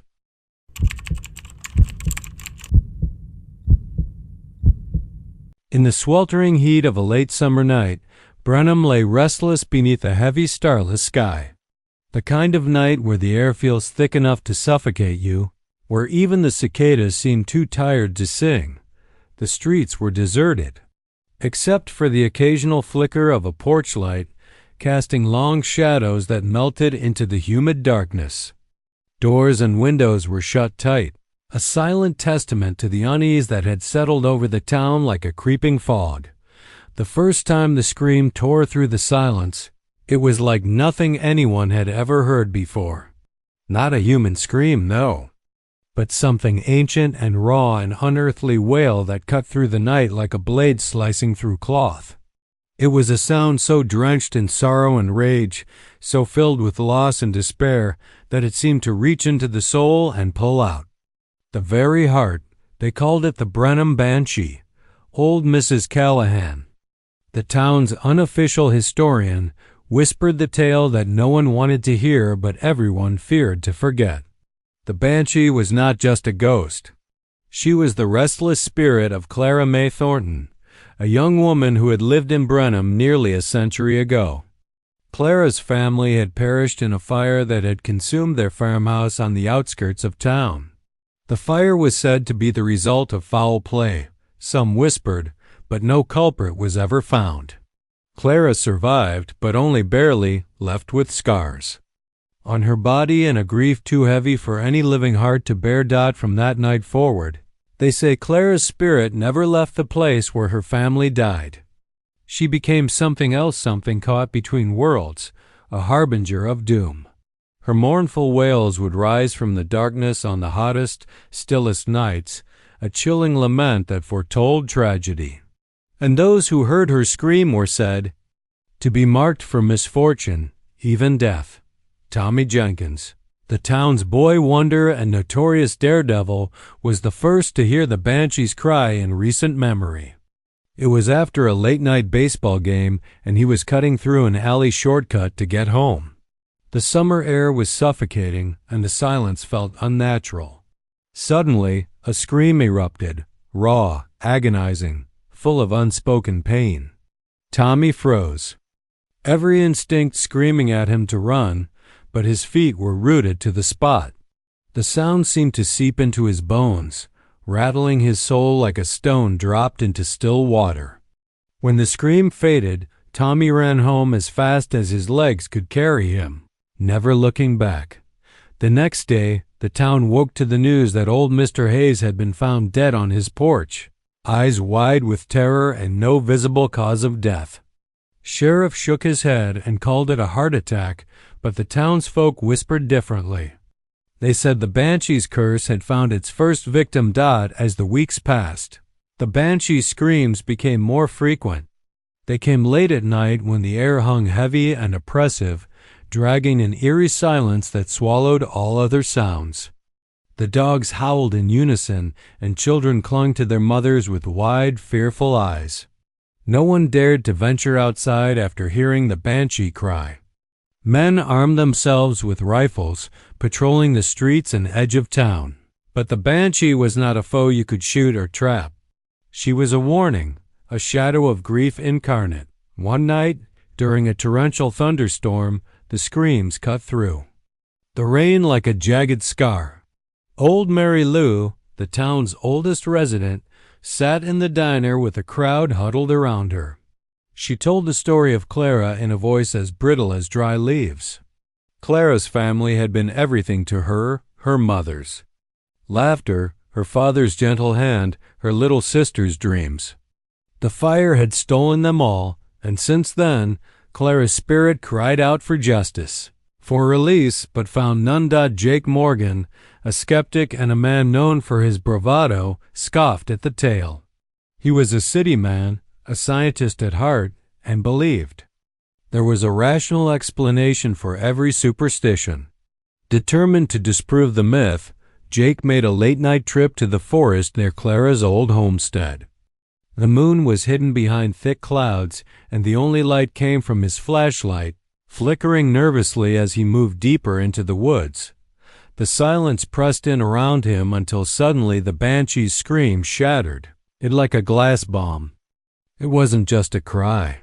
It was a torment so pure and terrible that Jake dropped to his knees, gasping for breath as if the sound had ripped the air from his lungs. His face twisted in agony, and when morning came, he was found wandering the edge of town, eyes glazed and mouth trembling as he whispered, "She's coming. She's coming for us all." From that night onward, the banshee's cries took on a new intensity, echoing through the streets of Brenham like a death knell. Accidents happened, illnesses struck suddenly, and old wounds reopened as if the town itself was bleeding. People who ignored the scream found their lives unraveling in inexplicable ways. The banshee was no mere ghost story. She was a reckoning. Years have passed, but the legend never fades. On sweltering nights when the wind dies and the world holds its breath, the mournful wail rises again. The Brenham banshee's voice, raw, broken, and terrifying, reminds everyone that some grief cannot be soothed, some curses cannot be broken, and some warnings, if ignored, invite death ever closer. And so the people of Brenham listen with dread, knowing that the scream is never just a scream. It is the herald of sorrow, the cry of the lost, and the promise that tragedy waits patiently at their door. Because in Brenham, to hear the banshee is to invite the darkness to come in and stay a while.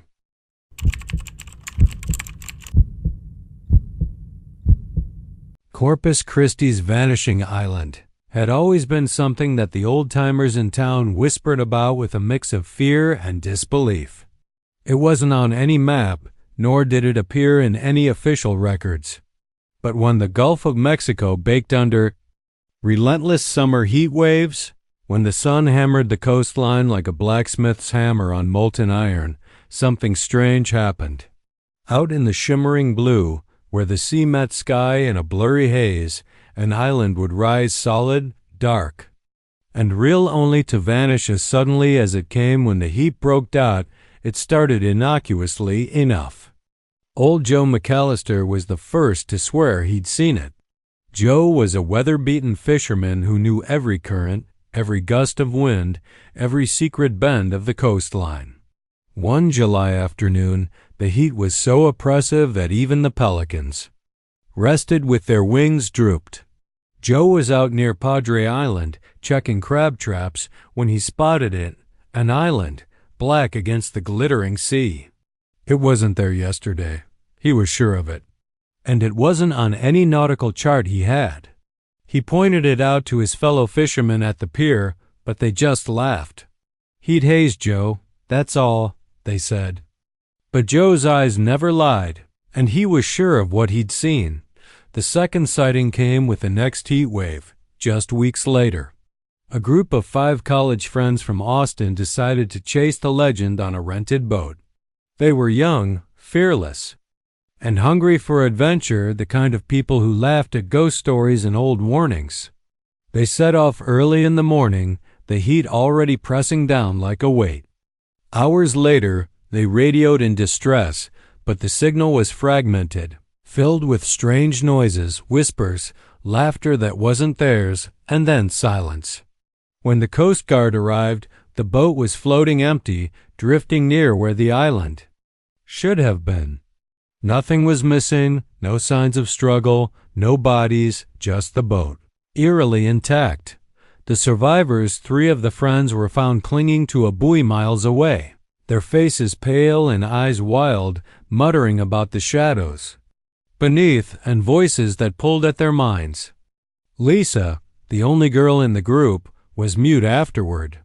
She never spoke again, just stared into the distance as if trapped in a nightmare no one else could see. The town grew uneasy. More disappearances followed. Tommy Reyes, a local dive instructor, known for his bravado, went out alone to disprove the rumors. He was a man who scoffed at ghosts and legends, confident in his skills and gear. But his boat returned empty, rocking gently in the water. A single diving glove floated on the waves, like a dark omen.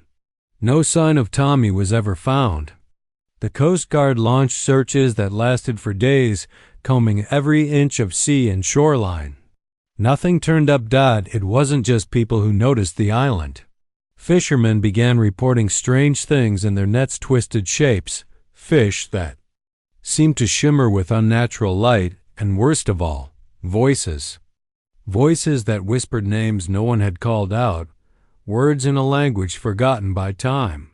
They said the island itself was alive, a malignant presence that reached from beneath the waves and into the hearts of those who dared come near.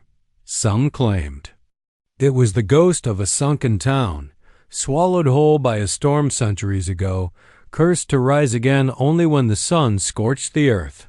One summer, a group of experienced explorers arrived, equipped with the latest technology: drones, underwater cameras, sonar. They planned to chart the island to find scientific explanations for the phenomenon. When the island emerged under the unrelenting heat, they landed. What they found was unsettling ruins half buried in sand, twisted remnants of buildings that looked centuries old but were somehow untouched by time's usual decay.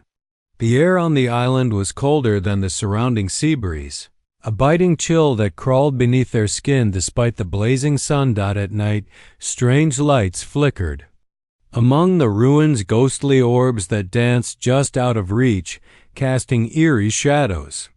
Some explorers reported hearing footsteps in the darkness, voices calling out in pleading tones. They found carvings on the walls, indecipherable symbols that pulsed with a faint blue glow when touched. One by one, the team began to change, becoming withdrawn, fearful, haunted by dreams of drowning and being trapped beneath endless waves. One of them vanished during the first night. The others searched frantically, but found only his footprints leading to the water's edge, and then nothing. The island seemed to swallow him whole. Terrified, the remaining explorers fled as the sun dipped below the horizon, and the island began to fade with the cooling air, sinking back beneath the waves like a dark, breathing thing retreating to the depths. Corpus Christi's vanishing island remains an enigma. It is a dark blot on the summer horizon, a place where time and reality warp under the pressure of heat and ancient curse. It is not just a place but a trap, an invitation to the curious that turns deadly. It lures those who dare approach with promises of discovery and adventure, but offers only terror and oblivion in return. To this day, when the mercury climbs and the world seems to melt under the sun's unforgiving glare, fishermen, sailors, and wanderers keep their distance. They watch the horizon, knowing that somewhere out there, beneath the shimmering heat waves, a dark island waits to rise, a phantom land that appears only to snatch the unwary, to whisper their names in a language no living soul should hear, and to vanish once more, leaving nothing but fear and silence in its wake.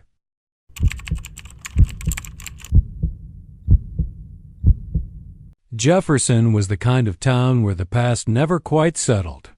It hung in the air like dust, thick and stubborn, settled in the cracks of the sidewalks and the peeling paint of weathered houses. At the edge of town, past the last flickering street lamp, lay the old cemetery, an expanse of tangled weeds and crooked stones, where forgotten children and lost souls lay buried beneath the scorched earth. The kind of place people passed by with quickened steps, their eyes down, pretending it wasn't there. But every summer, when the air was heavy and sticky, when the cicadas droned in endless waves and the sun beat down like a hammer, the cemetery came alive in a way no one wanted to admit. It started with the dolls. They were a bizarre tradition, passed down through whispers and half-forgotten stories. No one knew exactly how it began or why, but each summer families would bring dolls, mostly broken, ragged, sometimes old porcelain figures, placing them carefully on the graves of children.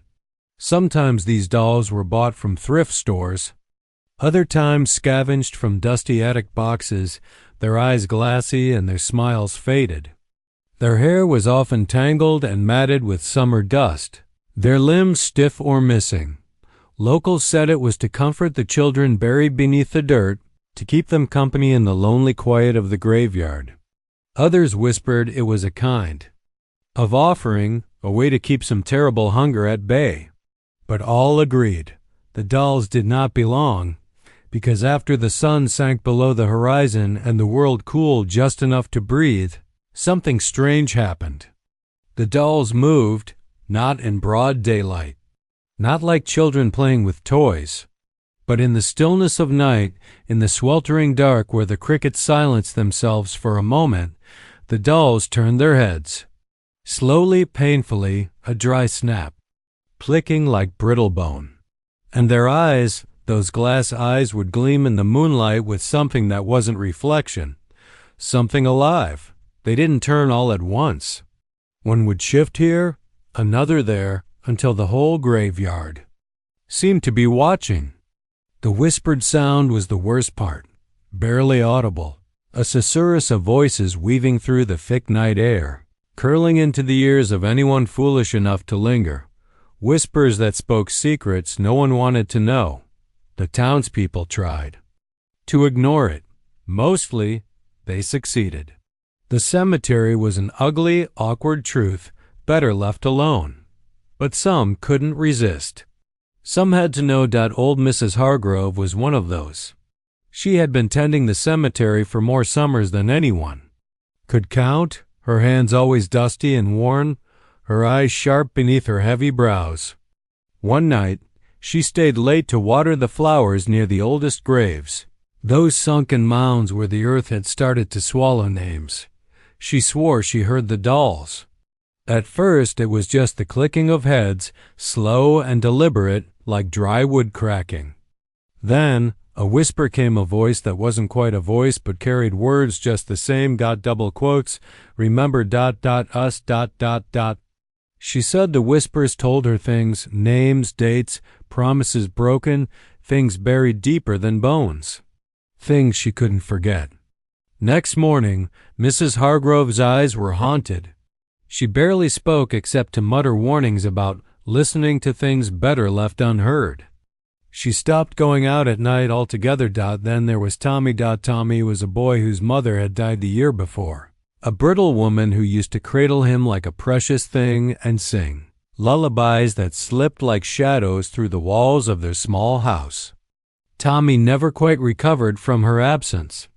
When summer came, he brought a doll to her grave, a porcelain girl with cracked cheeks and a crooked smile, blue glass eyes staring forever upward. He sat on the cracked stone and waited, watching, as the sky bled color and the stars blinked awake. The air was thick, heavy with the smell of dry grass and dust. And then, as the night deepened and the wind softened, the doll moved. Her head turned slowly toward him, the eyes gleaming sharp and knowing in the moonlight. Then came the whisper, a breath of sound, so soft it could have been a dream. Remember me. Tommy froze, heart thudding against ribs too small for its panic. The whisper grew, voices layering on voices, tales of sorrow, loss, and ancient hunger. The dolls spoke of forgotten children, of promises sealed in blood, of debts owed across the years. They whispered names of the living, too, marking those who would soon join the ranks beneath the soil. By dawn, Tommy was found sitting still, his eyes vacant and wide, the doll crushed in his trembling hands. He never spoke again. Sometimes, late at night, his mother's lullaby could be heard drifting from his window, faint and broken like a half-remembered nightmare. The townsfolk stopped leaving dolls after that, but the dolls kept coming back. Every summer, they appeared scattered on graves where no one had placed them. Broken porcelain faces turned toward the horizon, waiting. And at night, when the heat pressed heavy on the earth, the cemetery became a place of secrets and shadows. People whispered of strange laughter, carried on the wind, of small footsteps in the dark, of figures glimpsed between the trees. They said the dolls were hungry for company, and that their whispered secrets were a curse, binding the living to the dead. No one dared stay until nightfall anymore. No one but the curious and the damned. The cemetery waits still, patient and eternal, holding its collection of broken dolls with eyes that follow you wherever you go. The whispers grow louder with each passing summer, promising that if you listen too long, if you stay too late, you'll hear your own name carried on. The wind. And then you'll know what it means to be remembered.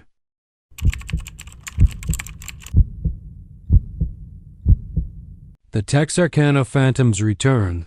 The summer of '95 was hot, blistering, unforgiving, and the kind of heat that settled deep into your bones, making every breath feel like you were inhaling fire. Texarkana, a quiet little town on the border of Texas and Arkansas, hadn't seen a heat wave like this in a generation. But it wasn't just the weather that stirred unease beneath the sweat-drenched nights. Whispers had begun again, quiet rumors that the Phantom had returned. Back in '48, the Phantom of Texarkana terrorized the town. Masked and silent, stalking the lovers' lanes, he left behind a trail of terror and unsolved murders. The fear had faded with the passing decades, locked away in dusty police files and hushed stories told to scare kids into obedience.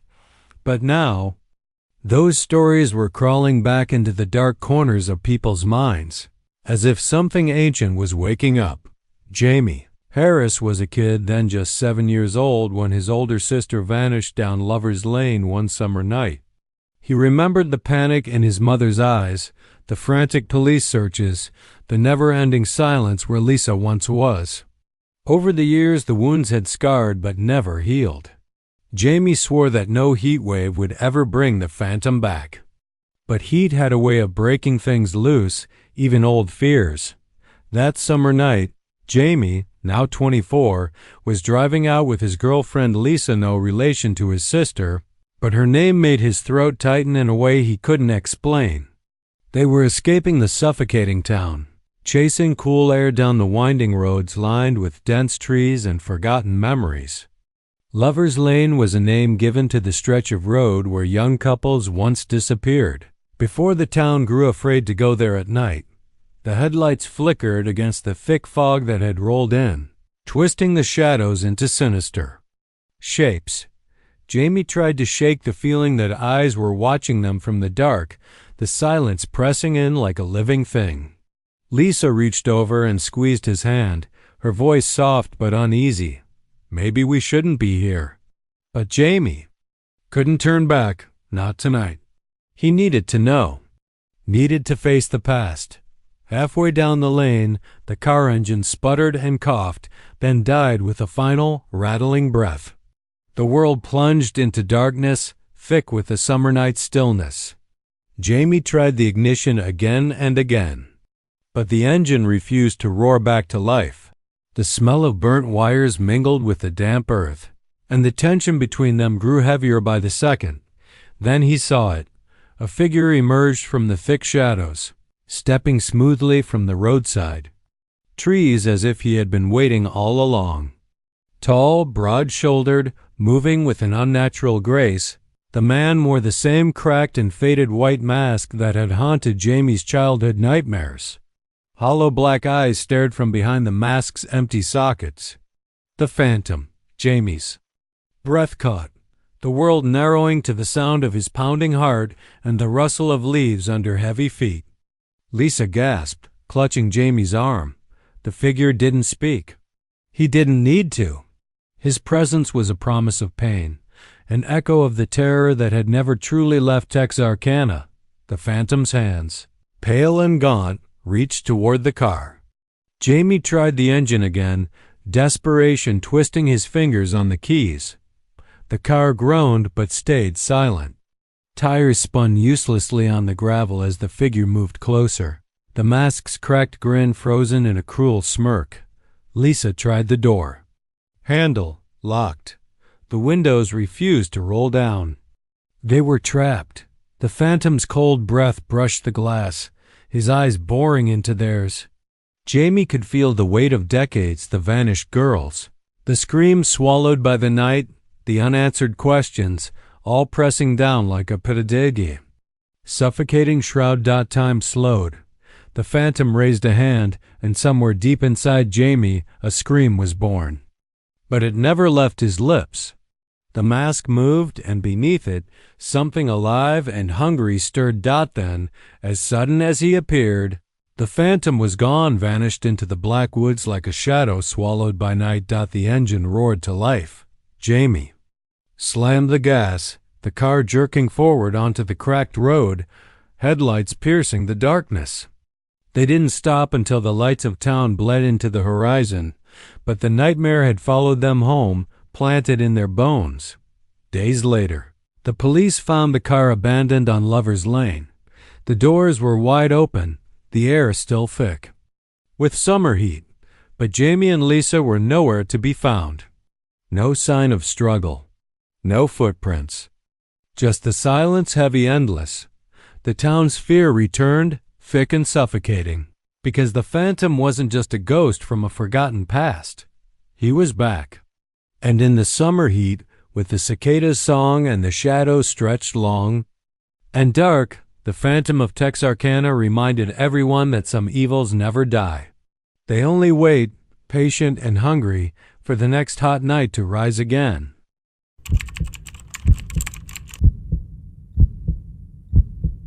The heat in Palo Duro Canyon during July wasn't just oppressive, it was a slow, grinding force that wore down even the hardiest souls.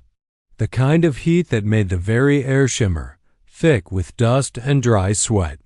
It pressed down like an invisible weight, suffocating and relentless. On the outer edges of this vast canyon, where the rock walls stretched high and cracked open in 1,000 jagged crevices, there was a secret trail. A path whispered about in old ranger tales and hushed campfire stories, but rarely spoken aloud.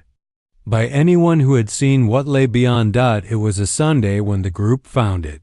3 friends, Tom, Lisa, and Marcus, all craving an escape from the city, from their deadlines and screens and buzzing phones. They'd heard Palo Duro was the Grand Canyon of Texas, but they wanted more, something raw, something untouched. Tom was the first to spot the entrance, a narrow slit between 2 towering cliffs, choked with thorny brush and half hidden by a fallen mesquite tree. The sign was ancient, the paint peeling, almost unreadable, warning of unstable terrain ahead. But curiosity clawed at them harder than caution. At first, the trail seemed benign, twisting, narrow, over smooth sandstone worn by wind and rain. But as they moved deeper, the heat suddenly dropped, replaced by an unnatural chill that seeped into their bones. The canyon walls closed in tighter, towering like red giants on either side, their surfaces textured with strange patterns that didn't look quite natural. Shapes flickered in the corners of their vision, eyes, mouths, faces carved into the stone, but too perfect, too detailed to be mere coincidence.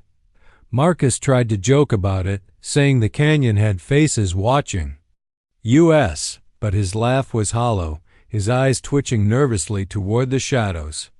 Lisa's skin prickled, and she whispered about hearing murmurs, soft, indecipherable words carried on a wind that shouldn't exist here.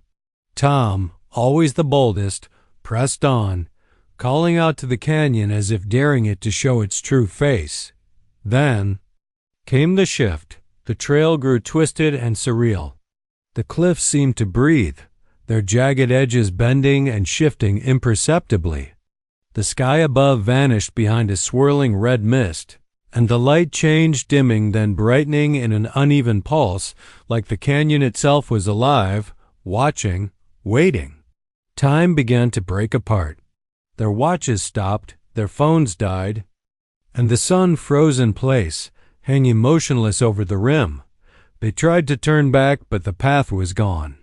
The walls rearranged themselves, forming a labyrinthine maze of rock faces that towered impossibly high. And those faces, they weren't just rock anymore. They looked down at them with hollow eyes full of ancient hunger and sorrow. Some were screaming silently, mouths open in eternal agony. Others grinned with sharp teeth carved from the canyon's heart. The trio was caught in a nightmare made real. One by one, their minds cracked. Marcus was the first to fall, collapsing to the ground, murmuring about voices calling him home. Lisa clung to Tom, her eyes wide and wild, speaking of shadow figures reaching from the cliffs, trying to pull her inside. Tom's bravado faded. His gaze grew distant as he muttered about folding canyons inside canyons, places where the laws of reality bent and broke. When they finally stumbled out hours or maybe days later, something had changed. Their skin was pale, their eyes glassy. They spoke of impossible landscapes, infinite cliffs curling back on themselves, and the faces, always the faces. The locals who met them later noticed the strange tremor in their voices, the way they flinched at the slightest shadow. Lisa disappeared first. One morning she was gone, leaving only a note scrawled with trembling hands. "They call me back. I have to go." Marcus followed days later, wandering off into the canyon alone, never to return. Tom stayed behind, but even he was haunted seen, speaking to empty air, tracing invisible paths along the canyon walls, whispering to the faces only he could see. The hidden trail remained, unchanged and waiting, a secret wound in Palo Duro Canyon. And the cliffs? They smile wider now, their ancient hunger patient but unending, ready to claim the next lost souls foolish, enough to follow that shifting path into a place where the earth itself has a voice, and it's always hungry.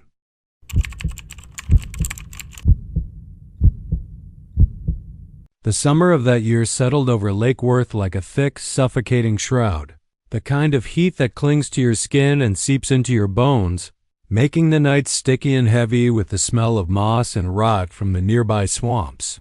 It was the kind of heat that made people close their windows tight, run their fans all night, and avoid walking alone after dark.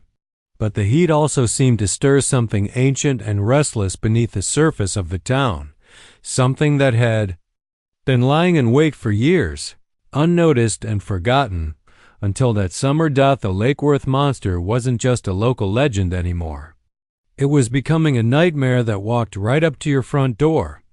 The monster had been a whispered tale for decades, the subject of campfire stories and drunken bets at Murphy's Bar, described as a grotesque, ape-like creature with thick, dark fur slicked with swamp water, glowing amber eyes that pierced the blackness, and claws sharp enough to tear through flesh and wood alike. Most people dismissed it as folklore, the ramblings of old swampers with too much whiskey and too little sense. That was until the summer when the mocking stopped and the warnings began. It started small. The kind of small that makes you pause and feel uneasy but dismiss it anyway. At first it was just claw marks, deep, jagged, long, carved into the weathered wooden doors of some of the town's most outspoken skeptics. The kind of marks that looked too deliberate to be animals, but not quite human either. On a humid, sweat-soaked night in early June, the Miller family woke to find their front door shredded, the wood splintered in a cruel pattern like someone had raked a giant hand across it, dragging nails through the grain.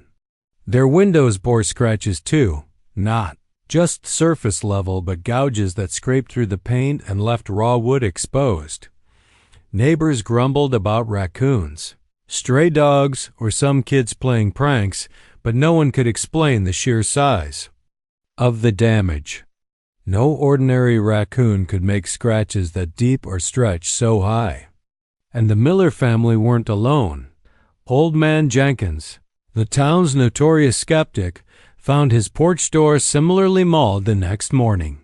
Jenkins was a man who scoffed at the stories, always quick with a sarcastic remark. But when he saw the fresh claw marks, brutal and angry, he said nothing. Instead, he nailed a board over his door and stayed inside, eyes darting nervously every time the wind shifted. Then the growling began. On the humid nights, when the moon hid behind thick clouds and the cicadas sang their endless song low, guttural, growls would drift through the air like the distant rumble of thunder. It was a sound too deep to be animal, too wild to be human, a primal warning that chilled the bones of anyone who heard it. People began locking their doors and windows tight, even boarding up the houses on the edges of town near the swamp. Yet no lock was strong enough to keep out the creature once it chose a target. Tommy Sanders was the first to suffer the monster's wrath in a way the town could no longer ignore. Tommy was the high school quarterback, a cocky kid who posted videos on social media mocking the monster, laughing as he said, "There's no such thing as monsters. Only cowards afraid of the dark." His videos went viral locally, earning him cheers and eye rolls in equal measure. But one sticky July night, Tommy's bravado met the monster face to face. His friends found his truck abandoned outside his house the next morning.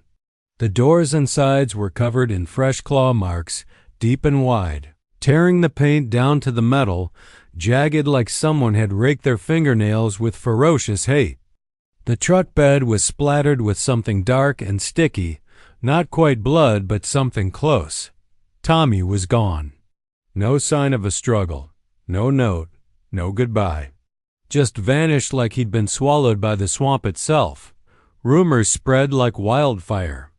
Some swore they saw a massive shadow slipping through the tree line near the lake, eyes glowing like fire. Others claimed they heard the creature's guttural growl near their homes, even inside their bedrooms. The monster wasn't just real. It was hunting. Nightmares followed. People who had dismissed the stories began waking in cold sweats, gasping for breath, caught in dreams where the monster stood over them, towering and dripping with swamp water. Its claws stretched impossibly long, reaching down into the depths, pulling victims beneath the black water where no one could hear their screams. Some awoke with scratches and bruises they couldn't explain, as if the nightmare had bled into reality. Mrs. Parker, the local librarian and one of the town's biggest doubters, woke one morning screaming bloody murder. Her nightgown was torn, her hands bleeding from deep scratches she hadn't felt while asleep. On her doorstep, claw marks ran in furious streaks across the wood, so fresh the sap still glistened. Her eyes held a haunted look from that day on, never trusting the dark again. The sheriff tried to reassure the town, organizing search parties and setting traps near the swamp, but the creature was always one step ahead. It moved like a shadow, silent and unseen, striking and vanishing before anyone could lay eyes on it. By late August, the town was different. The once noisy streets grew quiet after dark. Windows were shuttered tight, porch lights left on all night long. People who had mocked the monster found their homes marked with scratches, clawed doors, and broken fences. Some moved away. Others stayed but locked themselves inside, afraid to step out after sunset. The monster's message was clear. Disbelief was dangerous. If you drive past Lake Worth now, past the moss-covered trees and dark waters that stretch like veins into the earth, you'll see the scars left behind, doors torn apart, walls clawed to splinters, vehicles shredded by something with claws like knives. And sometimes, on those hot, humid nights when the air feels thick and heavy, if you listen closely, you can still hear the low growl carried on the wind. A warning, a promise. The Lake Worth monster doesn't forgive. It doesn't forget. It's waiting, and it's coming back.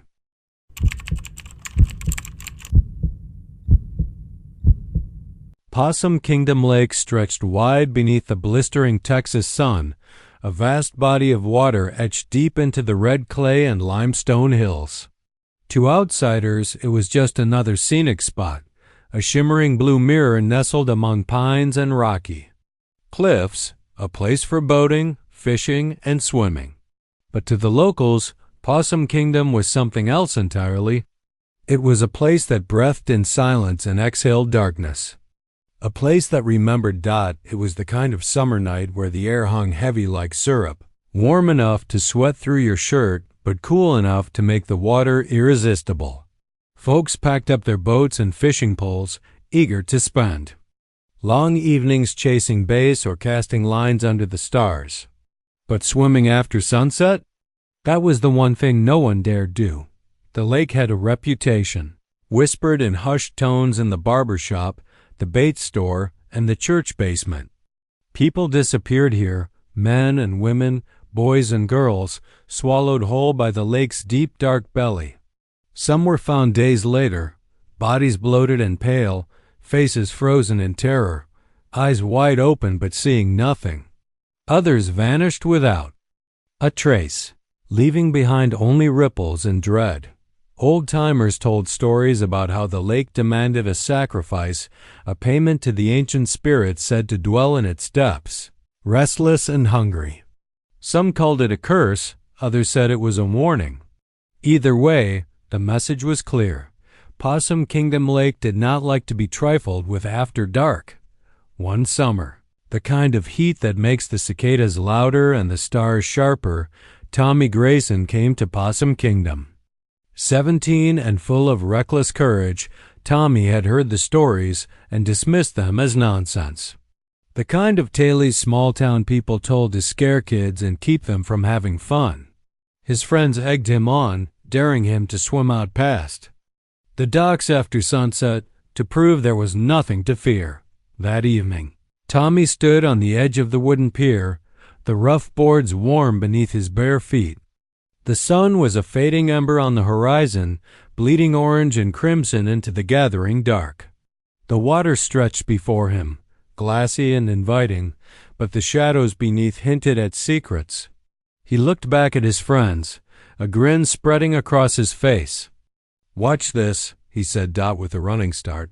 Tommy dove in, breaking the lake's surface with a splash that scattered dragonflies into the cooling air.